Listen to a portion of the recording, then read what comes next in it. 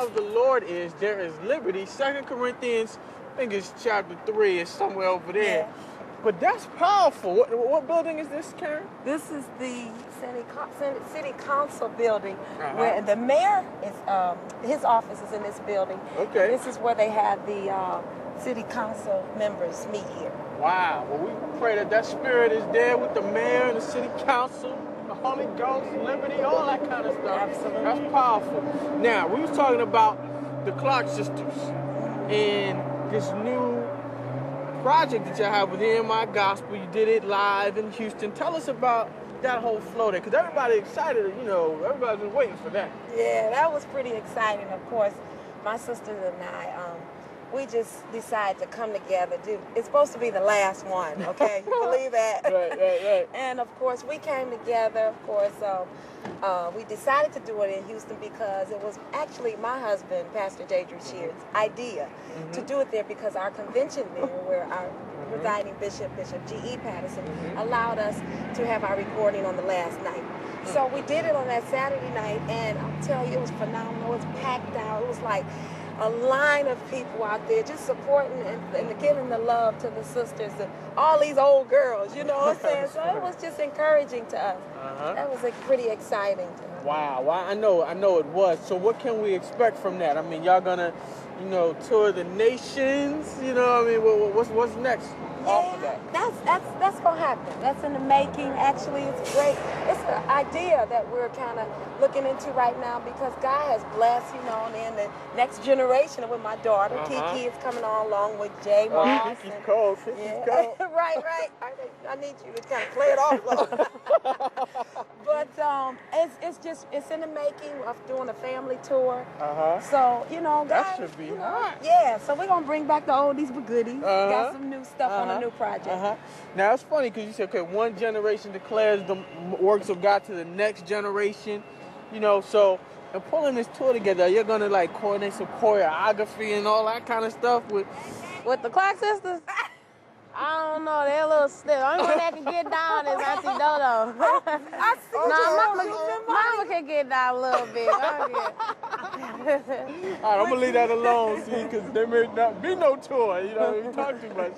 No, I'm just playing. All right, we got to get Kiki in a warm area and keep it moving. So I'm having a good time. I guess that's your train system over there. Yeah. Oh, yeah, our mayor's hooking us up. To the west, give it your best. Lift every voice. Let it resound, let it resound. Okay, Kiki, checking out your MySpace here. Got some nice flashy photos going on. That's all right. You got that smile too, girl. Although you're not giving it to them on the MySpace, but anyway. Okay, let's check out one of these questions here. Why don't you read it so they can know what we're looking at? Okay, well, one of the questions say, I didn't grow up in the church, and I heard your CD while I was in a friend's car. I didn't know it was gospel music. I went out and bought your album because I just loved it, and I love you too. It actually inspired me to build my relationship with God. You make gospel music cool for those of us who may have been a little distant from church. What inspired you to step out and do a gospel album full of hip-hop and R&B tracks? Well, by me being young is first what inspired me, because we were always looking for a different sound, and I was used to my parents saying, quit listening to all that mess. Put on some gospel music. And when Kirk Franklin hit us with the stump type, song or whatever it was, and Mary came out and all of those, and even the Clark sisters, they gave us a little vibe that we can feel, and that's something that us as the young generation, we look for in gospel music. That's all we like. Well, I want to hear some rap or hip hop, but I wanted to draw the young people to ministry and let them know that you can live a Christian life and still, enjoy life and have a good time. So that's part of the reason why I did that. Another question is, speaking of tracks, what producers did you work with? I worked with Dark Child Gospel, Freddie Jerkins and LaShawn Daniels and Delisha, I love y'all, Warren Campbell and Erica and Tina, which was a great experience. They're like family to me. Who else? Of course, my brother, J. Drew, Young Drew. We always do, you know, work together. That's where it started. Me and J. Drew, we started. And who else is on there? J. Moss, my family, Uncle Paul, PGA, Pajam. Who else? I don't want to leave out nobody. Dwayne Wright, Keon Harrell, AV, known as Avenue. Who else did I work with? That's good. It's a couple. Go Okay, ahead. go Just to say the I next. cut you off. Just say I cut you off. Okay, he cut me off. But you need to type in this all is in. Oh, type all these. Well, you gotta, Okay, you want me to gotta type telling these the in? audience, but they want to, you know. Oh, okay. Type that in. The next question. Do I need to read off the next question? Yeah, but type in the answer first. Okay, next. Okay. Feels so fake. All right, Kiki, that was good. You got that all typed up. You mind if Yeah. Mom looks at your MySpace with the next question here? I don't know. It's like, yeah, you see. I just said, Here we go. Maybe you can read the next question. Okay. It says, how do you balance a personal life, a rising music career, and college? It's a good question. Yep. I'm Your typing this response, in. My yeah. response. You can type it in as well as let the audience know. All right. How do I balance my personal life? I might as well just put my schedule down, which is for school, and I'm just going to say on the weekends I am out of town, or through the week, Tuesday to, what is it, Mommy? Tuesday to Thursday. Tuesday to Thursday, I have classes. So that's pretty much how it works. Okay. And that's it. I'm doing real short. Well, that's a short one. What you didn't tell them, see, they looking at you right here. Yes, What you didn't tell them is about the personal life. You see how she tried to gloss over that? She didn't get into that. My personal life, it works. It works out. I go to church. I try to keep myself out of trouble. I didn't tell this person that, but they can hear it on here.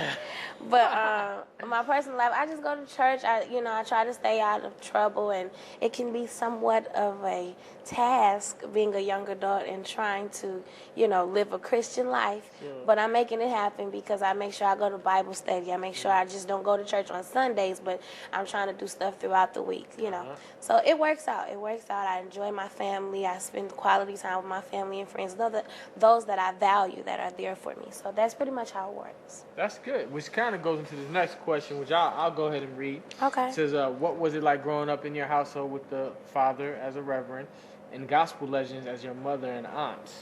Well, of course, I always talk about my mom and aunts, but I must stress the fact that my father plays a big role in my life. It's a cool thing, and sometimes it could be a somewhat hard thing having to see, my pastor, him as my pastor, and him not just as my father, but he's kind of a father to his members, at church or whatever. So he has to meet.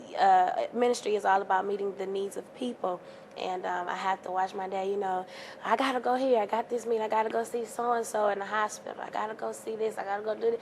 And it's just so much. And I just be like, Daddy, I want you to stay home. And I do the same with my mom. But I can't be selfish. I have to, share my parents with other people, even with the off folk. But it works out. So they're very loving parents, and both of them, I love them dearly. And spending time with my aunts during the holidays is when I'm able to, see how it is. Or when we're on the road, if we do a concert with the Clark sisters, it's funny to see them, especially Auntie Twinkie. Auntie Dorinda is my favorite auntie. I don't want nobody to get mad at me, but she's my favorite. And why? Auntie Dorinda, I think you had a personal touch with her when she was Yeah. younger, and she had her on the road with her. Okay. So it allowed her to have that connection with her. Okay. With the other. And after the road thing, I kind of just chilled, and I was like, okay, I'm with Auntie Dodo, so that was that. Don't nobody else call her Auntie Dodo. That's my name. That's good. And we'll let you type that in a little bit later because that was a lot. So I know you want to kind of edit that a little bit. Yeah. But the last question that we have here says, being a young adult, is it hard living right? Well, you kind of answered that. Yeah. With all the pressures and temptations, how do you do it? You did that. And I think there's one more question here, which is pretty serious. This question, I'll let Mom ask that. This is a good one for Mom to ask. Do you have a boyfriend? Maybe.